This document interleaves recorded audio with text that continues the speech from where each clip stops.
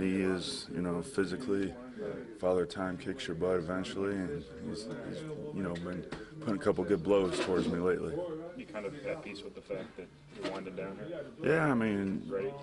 Go through stadiums, and for the last time, it's kind of weird, but you just enjoy it. I mean, it's been 14 years of having fun playing basketball, so it's not bad at all. For a guy who didn't get drafted, you've obviously made quite a bit of it. Well, I was trying to increase the age, number of years played by undrafted people, by sticking around 14, help the statistics out a little bit. Where did the Pacers rank in terms of teams you played for? Probably third. Just it's kind of second between, I guess, here in Chicago, kind of tied. Just honestly, I loved it. I mean, it cost me a lot to play here with all the season tickets I had to buy for all my friends. 8 during the week, 12 on the weekends, up to like 30. 41 home games, that adds up. But so obviously playing here was, the closest to home, and all my friends. Met my wife when I was playing with the Pacers, thanks to Reggie. So, obviously they rank up there. Sac's kind of my number one for basketball just because I was out there, for 5.5 years. And, this is kind of here in Chicago are pretty much equal.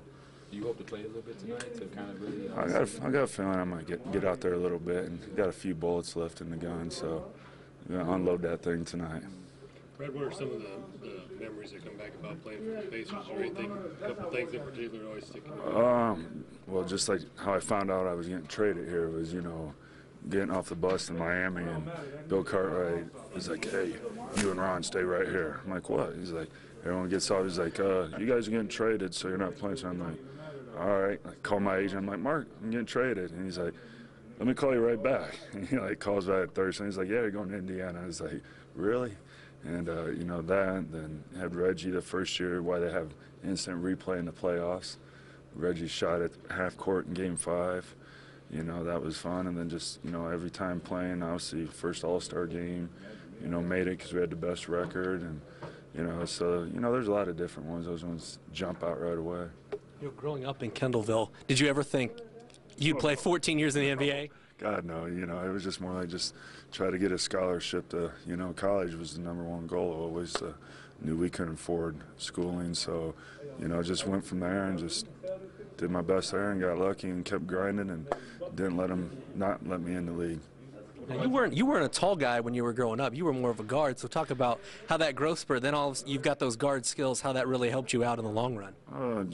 Started at 5'11" as a freshman. So I was one of the tallest, but obviously, just when you're one of the better players, you got to learn to handle the ball. So I'd play point guard, just bringing it up because, obviously I enjoyed passing and all that's kind of rubbed off. And it's kind of funny. I see some old college games, and they look the same. I'm like, man, I did that crap back then, like little backdoor pass and, weird things like that. Do you feel like growing up in a small town when you made it to the NBA and started getting those multi-million-dollar contracts, that kind of helped you stay grounded? Oh, definitely. I mean, when I saw my first deal with Chicago, I was like, I'm good for the rest of my life. I come from nothing, and I want to save it. And, so obviously I feel blessed about that part that came along with it. Why did you decide that this was going to be your final season? I believe there's a $5.1 million option for you next year with the T-Wolves. Like I said, Father Time. I mean, I worked my butt off to be able to play, and when you can't physically do a lot of things, it's it gets tough. My daughter starts kindergarten next year, so it's kind of like, just family life is, when family takes over for basketball, then, it makes you think a couple different ways. How far is your hometown from you? Like 2.5 hours, depending on who's driving, maybe less. You can get there an hour and 45 from downtown if you're stepping on it pretty good.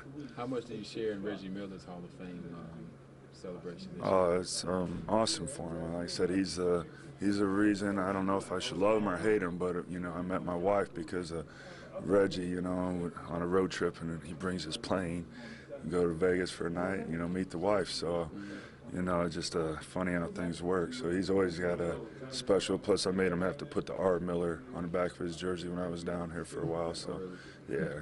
Do you have a few assists to him or something?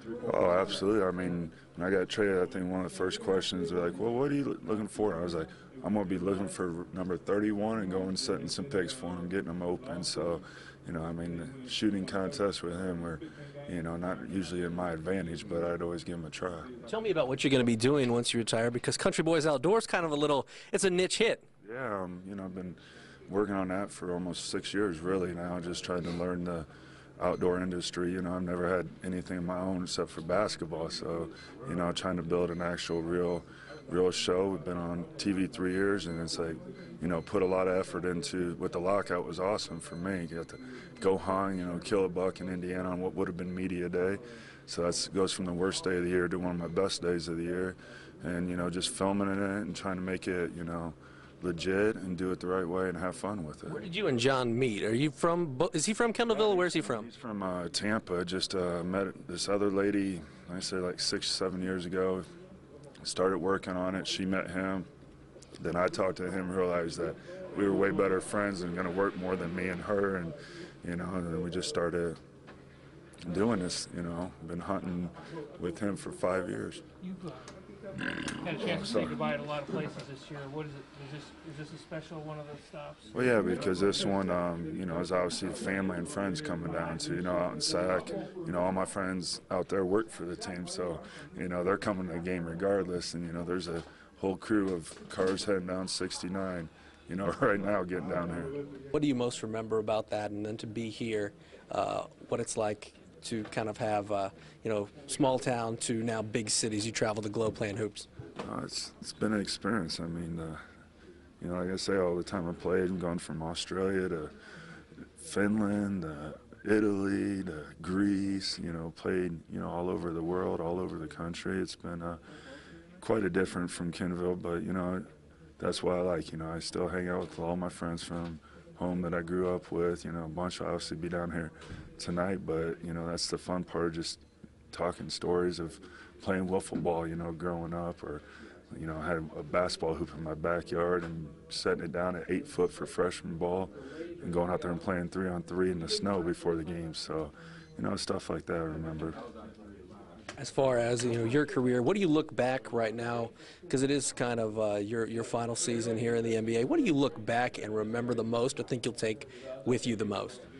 Just all the fun. I mean, there's always, you know, stress with any job. Obviously, our job's still a sport, and it's different, but all the fun times, you know, all the bonds that you make with these guys going in and playing a game. I mean, you know, sometimes you go in a hostile environment, you got your 12 guys on the team, and, you know, when you got everyone together, you know, just you're going to battle. I mean, and that's what, you know, you enjoy the challenge and look forward to it each night. Was there ever a time, maybe it was in middle school or high school or Purdue or going undrafted, where you doubted yourself, where you doubted that you could make it in this game? Oh, definitely. Then when I got Charlotte, I think Lonzo Moore blocked my first 5 shots in the league.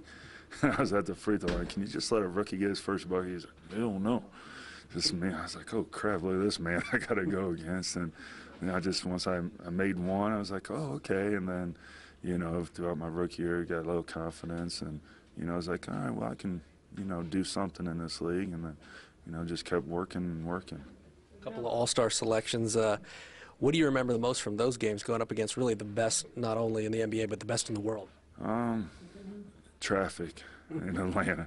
Took like 2 hours to go, you know, half a mile because it was so crazy down there. Is probably the #1 memory from that. And then obviously, first year that was Mike's last year, so he was on the All-Star team together. It was kind of, you know, obviously cool because he was just in front of me, and, you know, to be on an All-Star team with Michael Jordan is pretty damn cool, I'd say.